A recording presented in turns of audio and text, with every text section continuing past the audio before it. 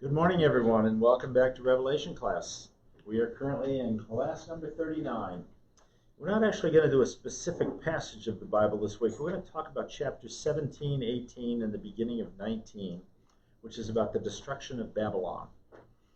And we're going to talk about Babylon as a concept first, because Babylon is a very, very deep concept that goes all the way through the Bible, from the beginning until the end. And we are at the end of the Bible here, so to speak. Revelation is the 66th book of the Bible. It's the last book. We only have 6 chapters to go, so we're down in the very end of the Bible, and God is taking one of the major themes of the Bible and bringing it to its logical conclusion over these next couple of chapters. And that theme we call Babylon, but that theme is about sin, it's about Satan, it's about evil, it's about sinful people leading us. It's about sinful people dominating Israel. It's about Israel being disciplined. And it's about how all of that is going to be destroyed eventually by Christ when he returns. And that destruction is now beginning to happen. And it's going to happen in these next 3 chapters, in 17, 18, and 19. But first we want to talk through the concept of Babylon, of what it is.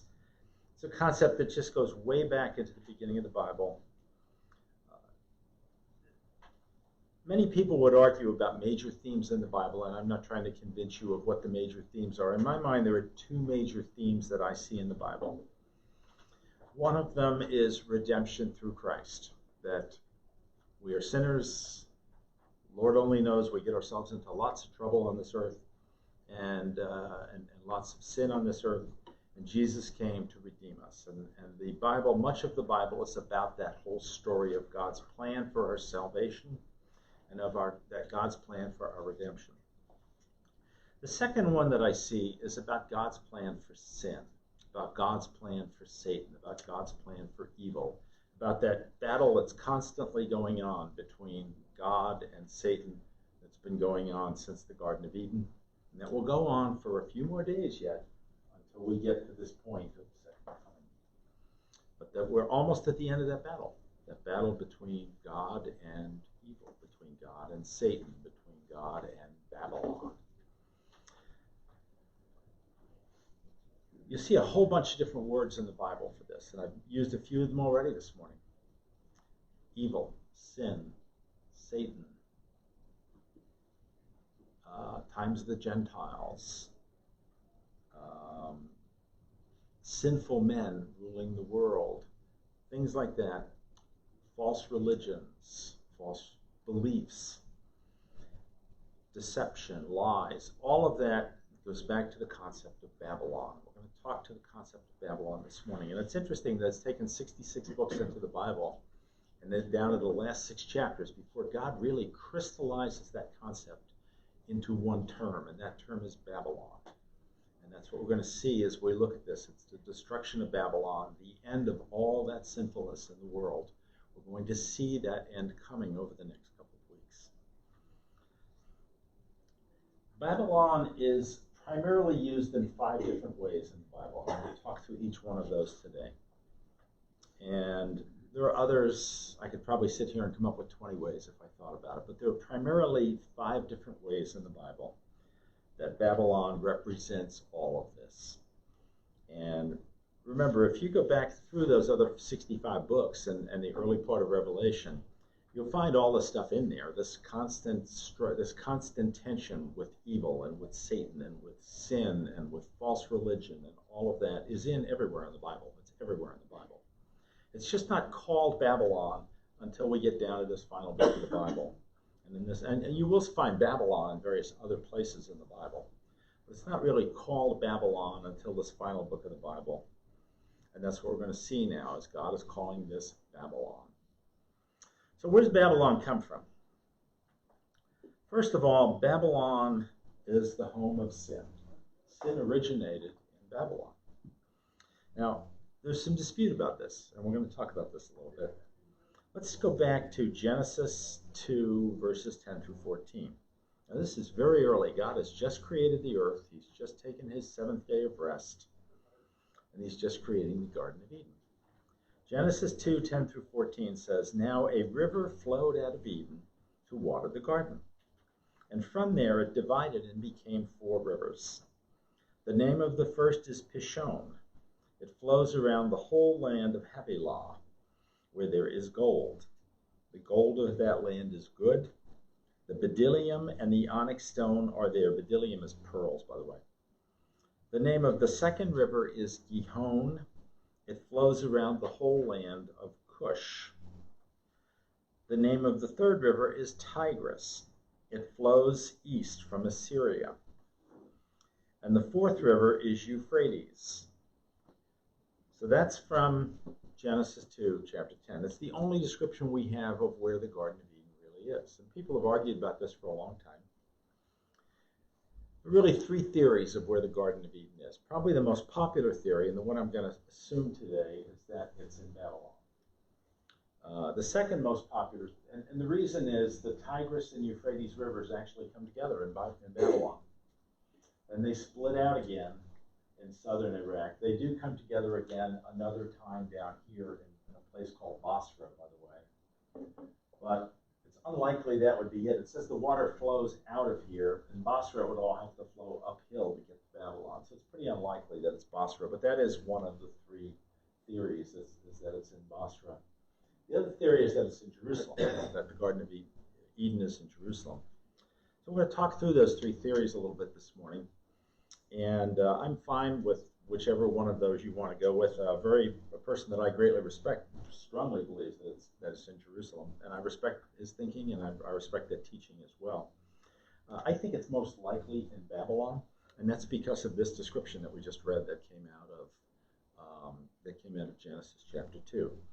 It says there are 4 rivers that flowed out of the Garden of Eden. One is the Euphrates, one is the Tigris, the other is the Pishon and the Gihon. Now, there are no other 2 rivers flowing out of Babylon, and we can't see, looking at aerial photographs and the topography and all that, where there were in any reasonable recent time. But bear in mind, Genesis 2 is before the flood. And the flood altered the topography of the entire earth. So we don't have any idea what might have flowed out of there at one time. Now, the Pishon River doesn't tell us much. It just tells us that it goes to the land of Havilah. And Havilah is not mentioned anywhere else in the Bible, so we don't know where the land of Havilah is. Presumably, it would be someplace out that way into Iran, but we don't really know that. And then the other one, the Gihon River, says it flows to Cush. Now, Cush is way down here. This is Cush. And it's in a place that we know as Sudan. It's in Upper Egypt. It's actually, if you follow the Nile River down, eventually you come to Sudan, which is Cush. How you can get a river from here across a couple of different seas, across the entire Arabian desert, I don't know. But obviously God can do it, but it is an interesting idea that it could go. It's about 1,000 miles, by the way, from here over to Cush. So we don't really know exactly where it is, but the most likely location is here because the Tigris and the Euphrates River do come together right there. In the city of Babylon, they have the Tigris over here and the Euphrates over there. So they're actually together. They never actually meet there, but they come within a very close approximation of each other.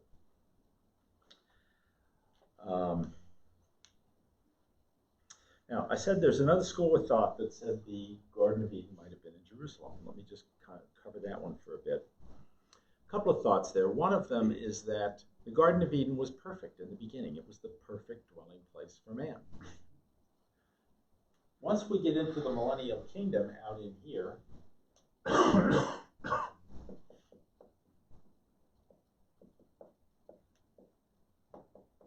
that will be in Jerusalem. And that will be perfect. So we are going back. So we started way back when in a state of perfection, and we're going to end up in a state of perfection. That state of perfection we're going to end up in is in Jerusalem. That is where the millennial kingdom will be. We're going to study that as we get deeper into the book of Revelation. But that's going to be in here. In addition to that, it says that the tree of life was originally in the Garden of Eden. And the tree of life will eventually show up again in Jerusalem when we get deeper into chapter 22, I believe it is, of Revelation. So there is some theory and there's some validity to it. I think we could back some of it up scripturally that the Garden of Eden might have been in Jerusalem, or there's theory that it could have been in Babylon. I'm going to go with the Babylon one. I think that is the most common one. And the reason for that is that the fall of man occurred in there. But the reason of that really is Genesis 2, 10 through 14 that I just read to you. So we're going to go with that. But bear in mind, that's may not be correct. So the Garden of Eden was the home of Satan's original attack against man. Up until then, Satan hadn't tried to affect man at all. But he did in the Garden of Eden. And at that point, there were only two people on earth. And Satan convinced Adam to go into sin. And once Adam made that decision, Adam was now committed to Satan rather than to God. And God had told him, stay away from that tree, right? Stay away from that fruit. But he went ahead and did it anyway. At that point, Satan gained, up until that point, when Adam took the fruit of that tree, Adam had dominion over the earth. Remember, in Genesis 1, God gave Adam dominion over the earth.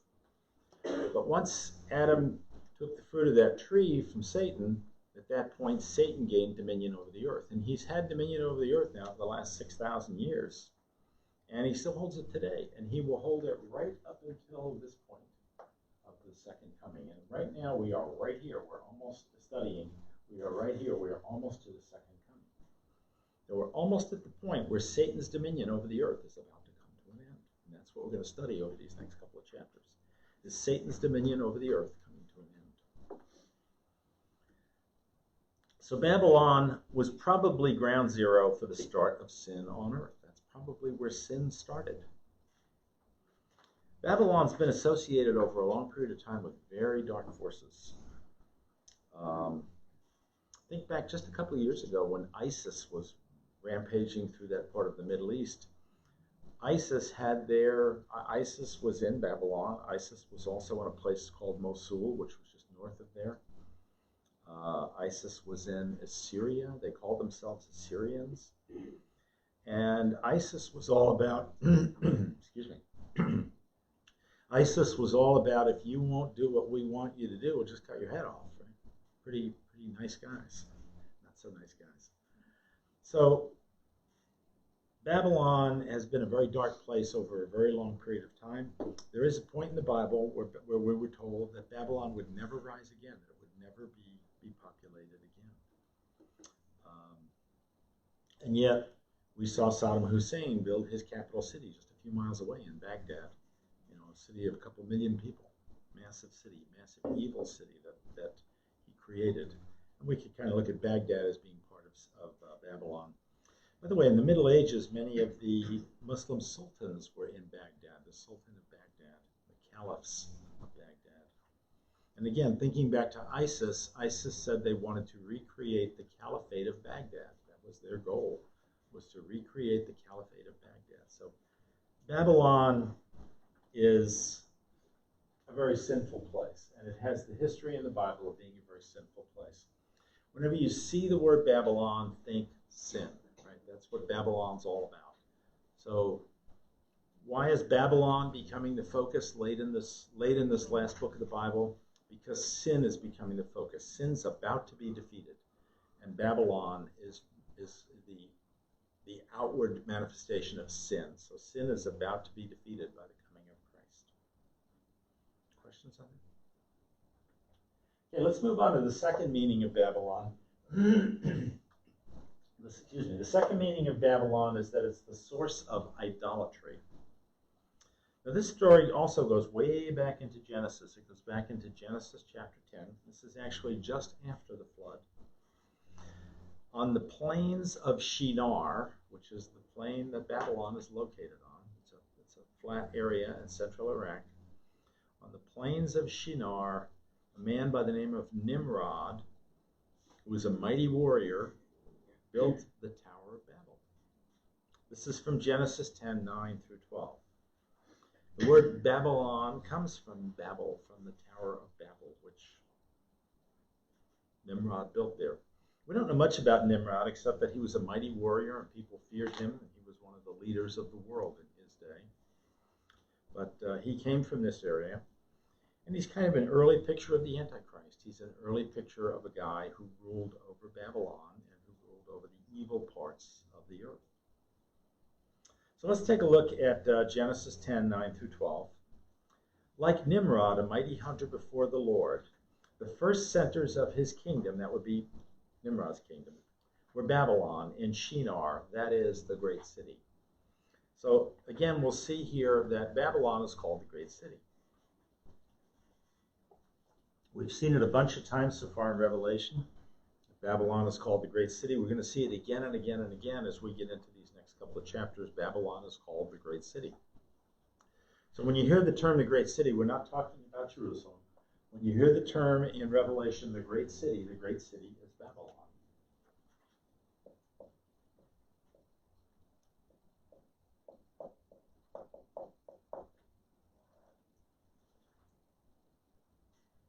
So Babylon is the great city here.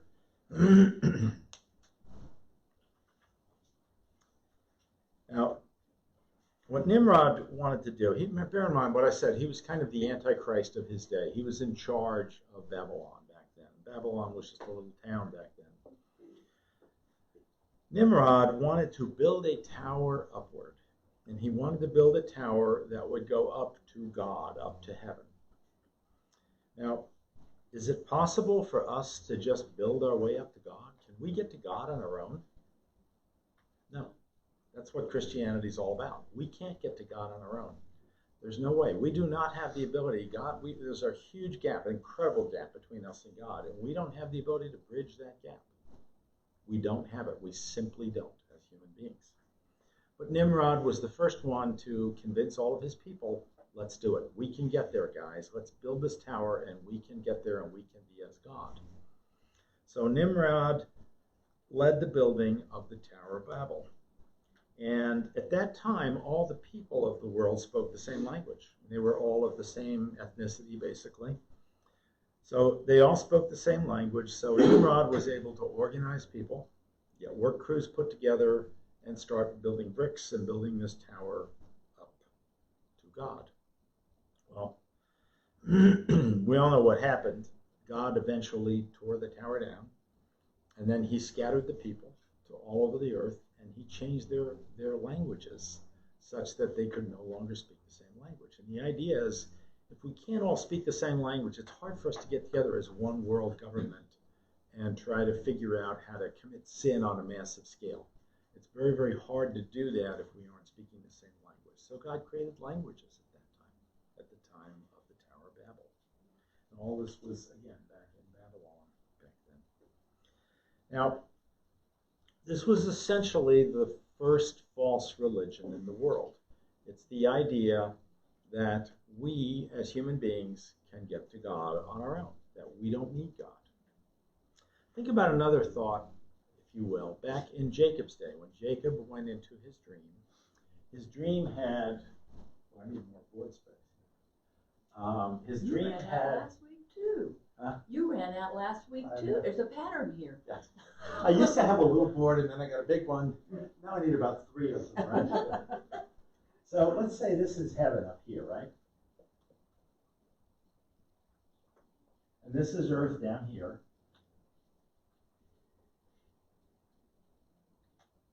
And this is us. I'm going to draw a stick figure. My beautiful artwork. So this is us down here on earth. How do we get there? How do we get there? Do we build a tower like Nimrod is trying to do? Obviously that didn't work. God destroyed that tower.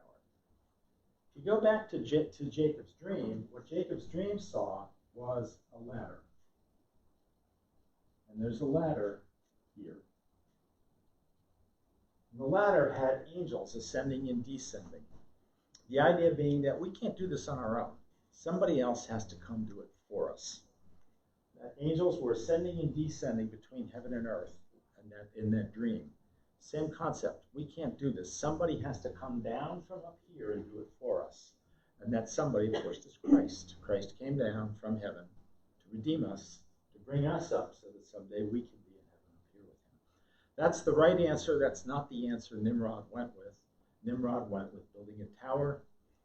That tower was the first false religion. It was the idea that we can do it on our own, that we don't need God. We can get to God on our own. We can be like God on our own.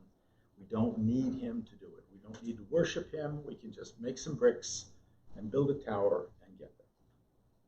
First false religion in the world, right there. So, it is the source of idolatry. It is the first false religion, the first idolatry. People worship this tower. It was their way to get to God. It was the first false religion in the entire world.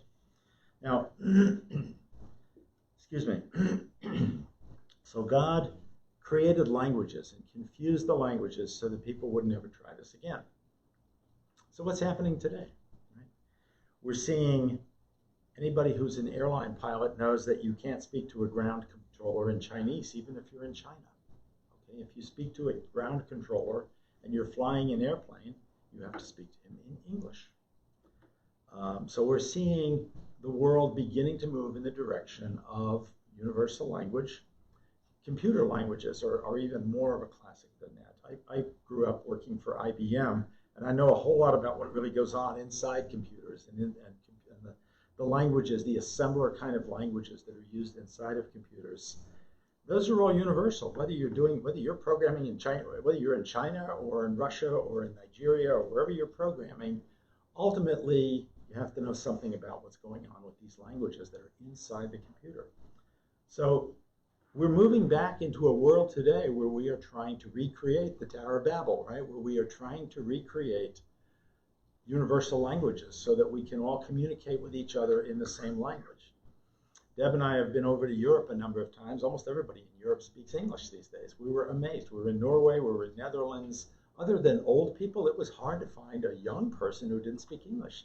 They start English at the age of 10 over there in Netherlands. They start, and they take it all the way through the end of high school, every single year, all the way to the end of high school. And their English is beautiful. I mean, you walk into a restaurant over there and you talk to the waiter or the waitress, and their English is, it's, in some respects, it's almost idiomatic. You could almost pick out the ones who had a teacher who was from Britain and the ones who had a teacher who was from the United States and so on by just how they speak. But their English is amazing. Mm-hmm. So we're seeing that the world is trying to undo what God did at the Tower of Babel, right today in front of our eyes. We see it with the United Nations, right? The whole idea that we can create one world government that's going to take over. Obviously, it's failing. All of this is going to fail, but it's failing. But it's another effort where man is trying to undo what God did back at the Tower of Babel. So, idolatry started in Babylon. Idolatry started in Genesis 10 at the Tower of Babel. Let's move on to the third one. Babylon is used all through the Bible as God's instrument to discipline Israel. Now, the first place that's used is when King Nebuchadnezzar of Babylon, who was a Gentile leader, was the first person to ever capture Jerusalem. Now, other people had tried. The Assyrians came very, very close to capturing Israel, or Jerusalem, about 100 years earlier, but they failed. God destroyed them. He destroyed a 185,000-man army. Other people had tried it before that. Nobody had ever conquered Jerusalem until Nebuchadnezzar of Babylon did it. God gave Babylon, the ruler of Babylon, the right to conquer Israel. He was the only person. And since then, Israel has never been completely in control of its own territory. It's never been completely in control of Jerusalem. Today, the Temple Mount, God's sacred mountain in the middle of Jerusalem, where his temple stood, is not in Jewish hands. Even though it's in the middle of Israel, even though it's in the middle of Jerusalem, it is run by a group of Muslim people from Jordan. That is how it's done today. So Israel is not completely out of Gentile hands even today. It's not completely back into Jewish hands. It will be when we get to this point here, the second coming. Jerusalem will once again finally be back in Jewish hands, and the times of the Gentiles will come to an end at that point. So Jerusalem will be back in the hands of a Jewish leader, namely Christ, who will be back in his hands, and Jesus was a Jew. Anyway, this occurred, Nebuchadnezzar took over Jerusalem in 605 BC. He actually did it in 3 phases, but the first one was 605 BC. The last one was 586 BC. And the times of the Gentiles began at that time. They're still running today. And this is time when Jews are persecuted around the world, Jews are killed around the world, and Jerusalem is not fully back in Jewish hands. Even today, not fully back in Jewish hands. We saw those three definitions of the times of the Gentiles when we studied Luke 21:24, and that was what Jesus said. He said, the times of the Gentiles have three things that define them: the killing of Jews, the persecution of Jews, and Jerusalem being trampled by the Gentiles. Those are the three things that Jesus said define the times of the Gentiles. So the times of the Gentiles began way back here in 605 BC, and they will finally come to an end when we get to the second coming here. At this point, we're within days of the second coming of where we are at this point in the Bible. Nebuchadnezzar was also a picture of the Antichrist. The book of Daniel studies him pretty well. When you look at him, you see him as a picture of the Antichrist, as a person. And God used him to discipline Israel, though. It's interesting. It's very clear that God specifically used him to discipline Israel. Back in Daniel chapter 2, it said that. It said in Daniel chapter 2, and this was when Daniel was interpreting Nebuchadnezzar's dream, that God was giving him the ability, the king of Babylon, the ability to control the entire world, to control Israel, to control the entire world. He could have that entire ability. He could have that ability to control everything on earth. Now, no one else has ever had that since then. God has not given that ability to anybody, not the Roman Empire, not Alexander the Great, not anybody. Since Nebuchadnezzar, nobody else has been given the ability to control the entire world. The next person to get it, and the only other person who will ever get it, is the Antichrist. And that is coming as we get into this period here.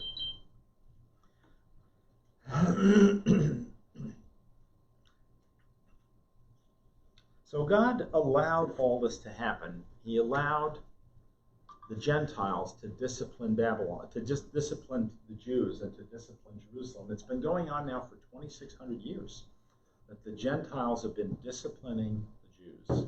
Now, it's because of their misbehavior before that.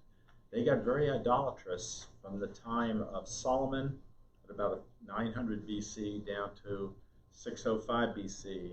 Those 300 years, they got very idolatrous, and God decided they needed to be disciplined. So they've been disciplined ever since that time. But it isn't going to continue forever. In Jeremiah 51:24, God promises Israel that. Let me read that to you. This is God speaking. But I will repay Babylon and all the inhabitants of Chaldea, Chaldea is Babylon, for their evil that they have done to Zion, that's Israel, in your eyes, declares the Lord. So God says, he promises he will destroy Babylon someday to make up for all the disciplining that they have done to Israel over time. So God has used them for disciplining Israel. For 2,600 years now, he's used the Gentiles. But the Gentiles are about to be destroyed over that. The Gentiles that haven't accepted God, haven't accepted Christ, are about to be destroyed over that. So God promised that. So the times of the Gentiles, which began way back there and have been going on ever since, are going to end in the same way that they began. There will be one ruler over the entire world. The last person to have that was Nebuchadnezzar. He was the one who started the times of the Gentiles. The next person to have it, and the only other person that will ever have it, is the Antichrist. And so the times of the Gentiles began with one ruler of the world, God giving him the ability, in Daniel 2, God gave him the ability to have the entire world. And it will end with one more person who will have the ability to have the entire world, and that is the Antichrist, the beast.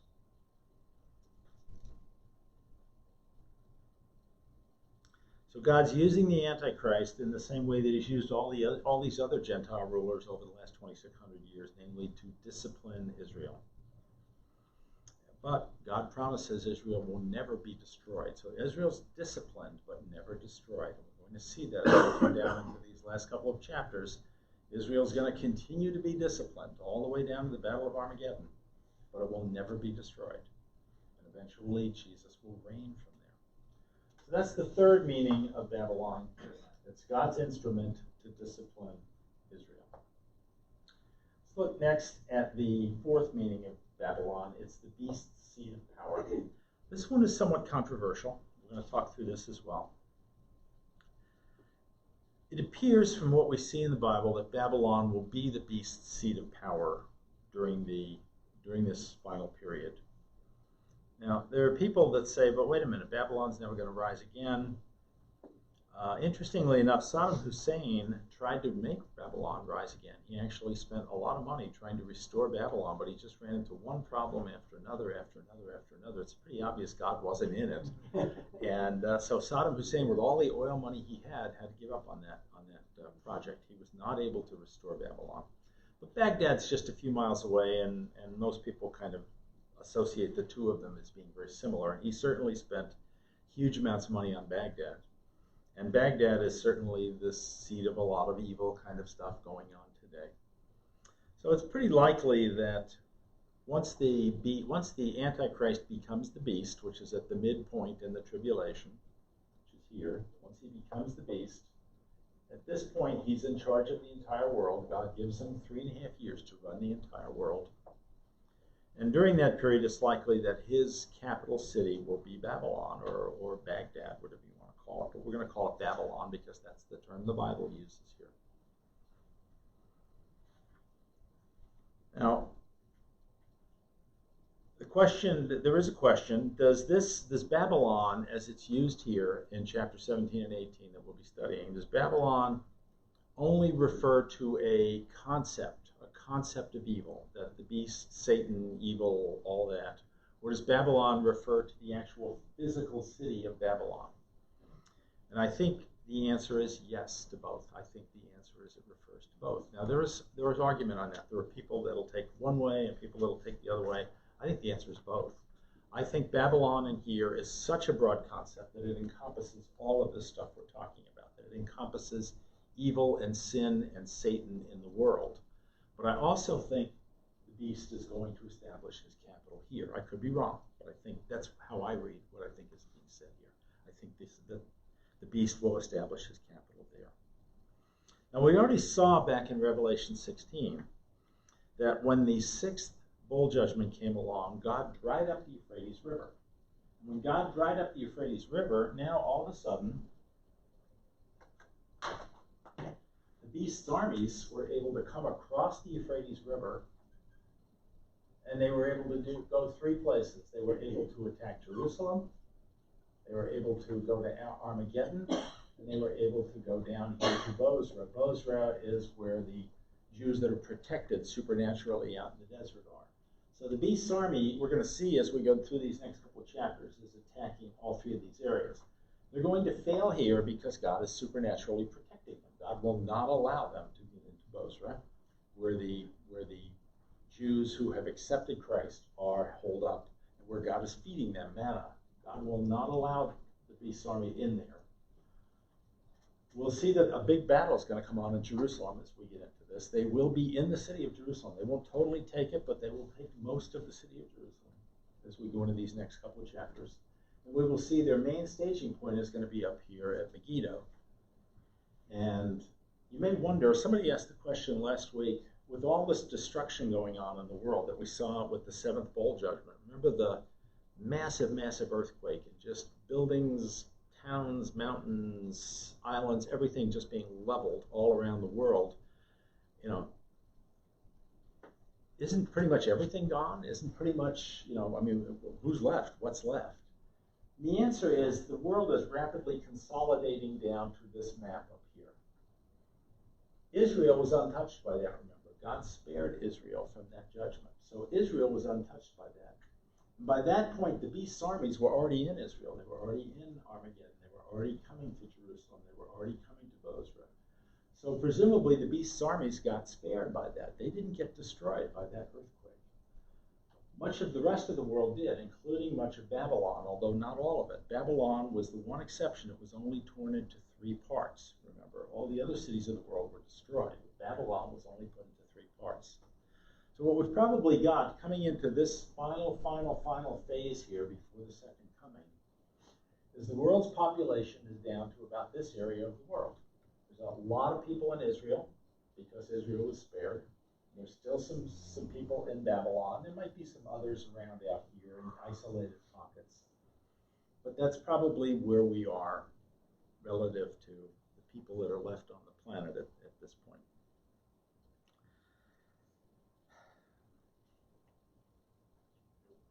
So just to summarize again, Babylon is the beast's seat of power. That's Satan's seat of power. It is the Antichrist's seat of power. The beast's seat of power is Babylon. That's where he has his power. The fifth one we're going to talk about is all the other false religions of the world stand for Babylon as well. So Babylon stands for false religions in general. It doesn't just represent one false religion, the Tower of Babel.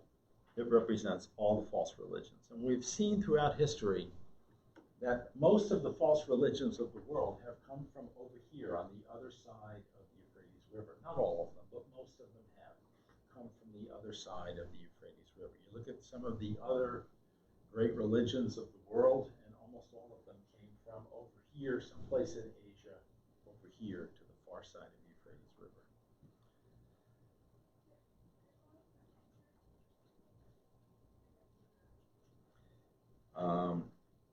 Basically, there are two religious systems on earth today. One religious system is the system that God gave us. That is, there's a true way to God, and that true way to God is through Jesus Christ. That is the true religion. That is one of the religions in the world. All the other religions in the world are false religions. They are all Babylon. They are all the definition we're using here, Babylon. So when you see Babylon used in this context, we're talking about false religion in general, false belief in something else. And it can be in almost anything. I mean, these days, people worship all kinds of stuff. People worship money, they worship power, people worship technology, people worship naturalism, whatever. There's all kinds of things that people supplant faith with. And some people are more interested in climate change than they are in faith in Christ today.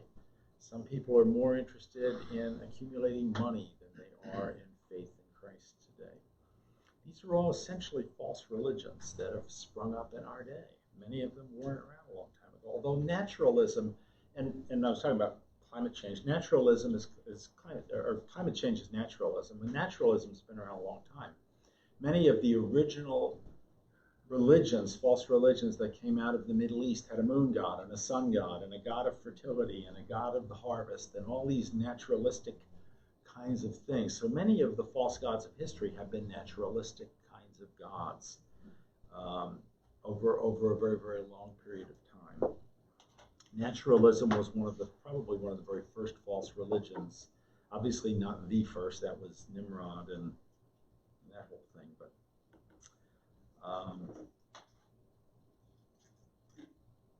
so where does false religion come from? Obviously, it comes from Babylon, but where does it come from? It comes from Satan. Satan creates false religions. So why would Satan create false religions? The answer is to a bunch of things. First of all, it's to try to confuse us, to try to confuse people into saying there's not just one religion, there's this whole smorgasbord of religions. Pick whichever one you want. You like climate change? Great. You like money? Great. You like power? Great. You like technology? Great. Whatever your false religion is, pick it and go with that one. They're all the same thing. They all believe in the same God. It's no big difference. It's all good. If you want to be with Islam or you want to be a Buddhist or whatever, it's all good. Don't worry about any of it. It's all, we can get ourselves to God. We don't need God to come get us. We can get ourselves to God. That's kind of what Satan is selling with this false religion thing. And these false religions are proliferating everywhere. They started obviously in Babel, which is Babylon. But most of these false religions, as I said, came from the far side of the Euphrates River. If you look at almost all of the ones that I just talked about, not all of them, but almost all of them, many of them came from the far side of the Euphrates River. So today there are all kinds of religious choices, and Satan wants us to have all kinds of religious choices because he wants us to confuse us. He wants to convince us that all religions are the same, that there's no difference, that Christianity is no different from any of these other zillions of religions that are out there. All roads lead to Rome. Kind of like all roads. Yeah, all roads lead to heaven, right? Yeah, All Dogs Go to Exact Heaven was the idea. movie from back in the 70s. Yeah. Yes. Yeah. It helps Satan to camouflage the truth. It helps Satan to confuse people to the point and create so much chaos in people's thinking that they don't realize that there really is one religion. There really is one true religion. Yeah, it perpetuates the myth that many roads lead to heaven, right? Yeah. It perpetuates the myth that all religions seem equally valid, right? I mean, you see these bumper stickers coexist, right, with all these different things. Every time I see them, I cringe. But when I see those bumper stickers, I think, this is a person who believes that all religions are equal, that they're all the same. There's no difference between them. And I'm so sad for that when I see those. So Babylon is false religion. That's the fifth definition we're going to give you of Babylon. So Babylon is the physical home of sin. That's where it began. Sin is still headquartered there today. It will still be headquartered there in the time of the Antichrist. It was the starting point for idolatry. That's where idolatry got started, at Babel. It was the source of hatred against God's people, the Jews. Up until Babylon, nobody hated the Jews. They were just a little tribe out in the middle of Israel. I mean, some local people, the Philistines, hated them, but the world didn't hate them the way it does today. Hatred of the Jews began at Babylon. It began with the times of the Gentiles. Up until the times of the Gentiles, nobody really hated the Jews. They were just another tribe in the Middle East. I mean, their other neighbors hated them, but that was that. Today, Jews are hated by many people around the world, and it's an irrational hatred. It's not a hatred that makes any sense. Anytime you see something that's an irrational hatred, think Satan, right? Who is the master of irrational hatred? Satan is the master of irrational hatred. Whenever you see somebody who's just crazy with hatred in a way that makes no sense to you, that's a person who's dealing with Satan, who's dealing with demonic things going on inside of them. ISIS would be a perfect example, right? How can you see those crazy guys out there with the swords cutting people's heads off, and going, all the fire in their eyes, let's cut somebody's head off, without realizing that there's a demonic spirit in that person to do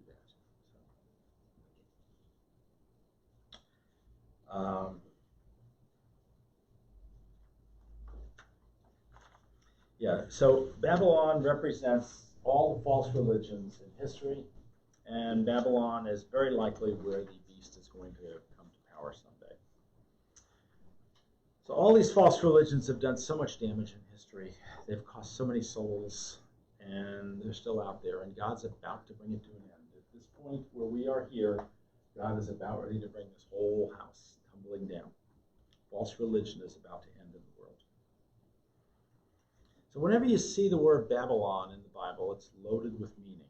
And as we go through these next couple of weeks and go through these chapters, understand that God is using the word Babylon to reflect all these things, reflect false religion, sin, idolatry, ending the disciplining of Israel, and the beast's power over the world. All of that is when you see the word Babylon, as we use it over the next several weeks, that's what's being talked about. All of that stuff is being talked about. So, let's look at something different here. We've seen that Babylon is the poster child for evil, for Satan, for sin. Remember, Jerusalem is the poster child for God, right? This is God's city. This is the city that Jesus is going to make his capital when he comes back. This is the city God created. This is the city that God put his temple in for 1,000 years.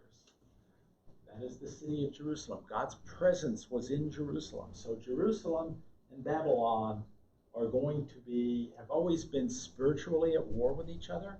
What we're going to see as we get into these final days, they're going to be physically at war with each other as well. Jerusalem and Babylon are going to represent evil and good in the world. And there's actually going to be a war coming. The Battle of Armageddon, right?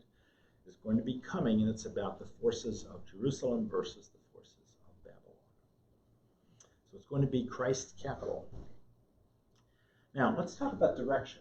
In the Bible, things on the east are associated with Babylon. Everything is the Euphrates River. Things to the east of the Euphrates River are associated with Babylon. Things to the west of the Euphrates River are associated with Jerusalem. So over here, things are associated with all this stuff: sin, idolatry, false religion, all that stuff. Over here, they are associated with the good stuff, right? With righteousness, with one true religion, and so on. So this is the dividing line, Babylon, the Euphrates River. That's why it's so important in Revelation. We've seen it so many times as we go through Revelation. Understand that God has used those terms, east and west, in the Bible in many places to have meaning. For example, after Cain killed Abel, Cain is obviously the exemplar example of evil in the early part of the Bible. He killed his own brother. What did he do? He crossed over to the east. He went east. He went east from here. He went east of the Euphrates River. Let me read that passage to you. This is Genesis 4:16. So Cain went out from the Lord's presence and lived in the land of Nod, east of Eden. So he lived someplace out in here. He went to the east. Remember when Jesus got baptized in the Jordan River? What's the next thing he did? He headed east. He headed east into the desert to meet Satan. Satan was in the desert, right? Satan was to the east of the Jordan River. So here's the Jordan River. Jesus gets baptized in the Jordan River. He goes east to meet Satan. East means moving towards Satan in the Bible. West means moving toward God in the Bible. Those terms are very interesting. It's interesting that in the old days, in Christ's time, when you approached Jerusalem, you approached it from the east coming to the west. So when you were approaching Jerusalem in those days, the main road came up from Jericho. Jericho was down here. It was a road, came up. That was the main road. That was how Christ got to the temple when he went to the temple. He came up the road from Jericho, and he came up to Jerusalem. So he came west to get to Jerusalem. He went west to get to Jerusalem. He was coming from the east, from the land of sin, and going to the west, to the land of God. So west and east have meaning in the Bible.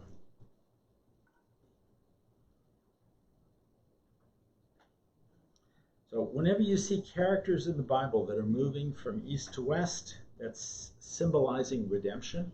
Whenever you're seeing characters in the Bible moving from west to east, that's signifying accepting sin. You'll see that consistently as you look through the Bible. So we're now entering the end of the age. That we're at the very end of the age here. Within a very short period of time, the age of the Gentiles is about to come to an end here. And the second coming is about to happen. We've seen the final outpouring of God's wrath. We saw that last week with the seventh bowl judgment against sin, against Satan, against the earth. These judgments are going to bring an end to Babylon in all of its forms. So Babylon hasn't quite ended yet. What's happened is most of the other areas around the world have ended, but this area is still going. And this is still the heart of sin. This is still the heart of evil. So it still exists. Also, the Antichrist armies are inside Israel at this point, so they were protected from that last earthquake. So we still haven't destroyed the Antichrist's armies. So what's going to happen now over the next few chapters? Chapter 17, which we're going to get into next week, is going to be the spiritual destruction of of Babylon. The spiritual destruction of Babylon will occur in chapter 17 next week. We're going to see that. It may take us a couple weeks to get through that, but we're going to see that. We're going to see the spiritual destruction of Babylon. The second thing that will happen in chapter 18 is the city itself will be destroyed. Babylon, the city, will be destroyed in chapter 18. And that will be the physical destruction of Babylon. And then there's one more thing that still has to happen. That will be in the early part of chapter 19, and that's that the Antichrist's armies, which are in Israel, will have to be destroyed as well. And those will be destroyed in chapter 19. So we're going to see in the next 3 chapters the final destruction of Babylon, that idea, that concept of the beast, of the Antichrist, of Satan, sort of, and also the destruction of their armies. It's all going to happen over the next 3 So would that mean that all of the Middle East would probably be destroyed? Yeah, but it's about to be renewed.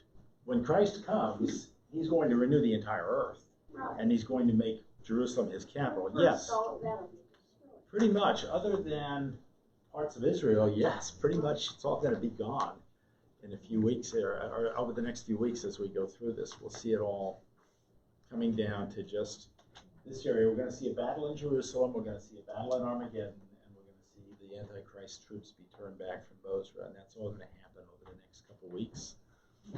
So we still have some things to do out here in Babylon, but we're going to see Babylon completely destroyed, and from there on in, the world is going to be totally focused on Israel in the very last days before the second coming. And the second coming will occur in Israel. Jesus will land on the Mount of Olives in Israel. It says that in Zechariah. Just like he promised, yeah. So basically, Babylon needs to be brought to an end. It needs to be brought to an end in all of its forms. Satan's influence on the world needs to come to an end. The Antichrist and his base of power, the city of Babylon, need to come to an end. They have to be destroyed. All false religions on the earth have to be destroyed. Babylon, the great city, must fall. The Antichrist's military power and political power has to come to an end. The city that has opposed God's people, that has disciplined Israel for so long, has to come to an end. Spiritual Babylon has to come to an end. That means getting rid of all of the idolatry in the world, everything, including wealth, the idolatry of wealth. So all this still has to happen yet, and it's all going to happen in the next few weeks as we go through these last phases here. So next week in chapter 17, God is going to judge and destroy spiritual Babylon. A couple of weeks later, when we get to chapter 18, God will judge and destroy the physical city of Babylon. And then when we get to chapter 19, eventually God will judge and destroy the Antichrist's armies and him himself, the Antichrist and the beast. And Satan will be chained up for a long, long time.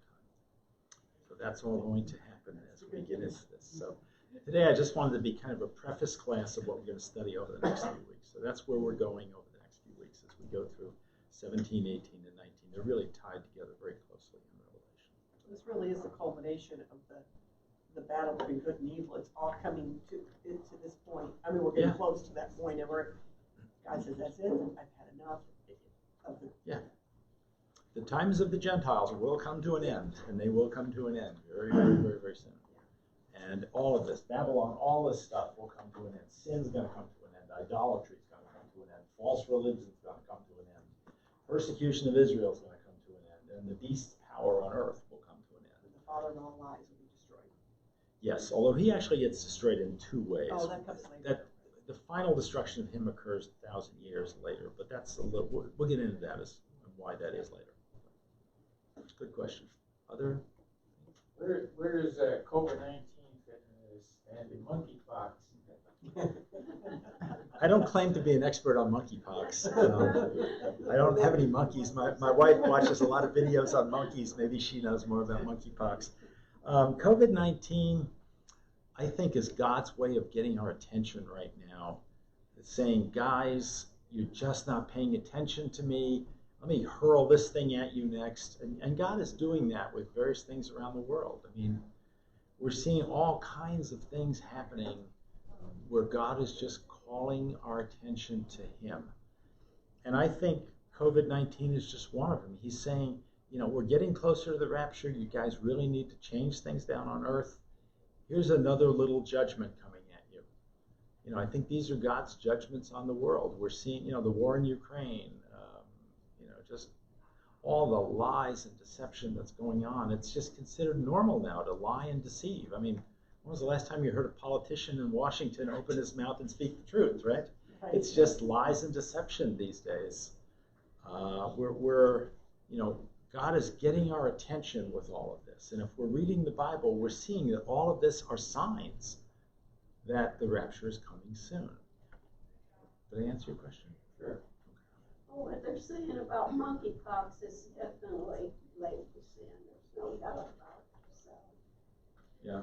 And they're saying it might become the great HIV of the world. Maybe it is, I don't know.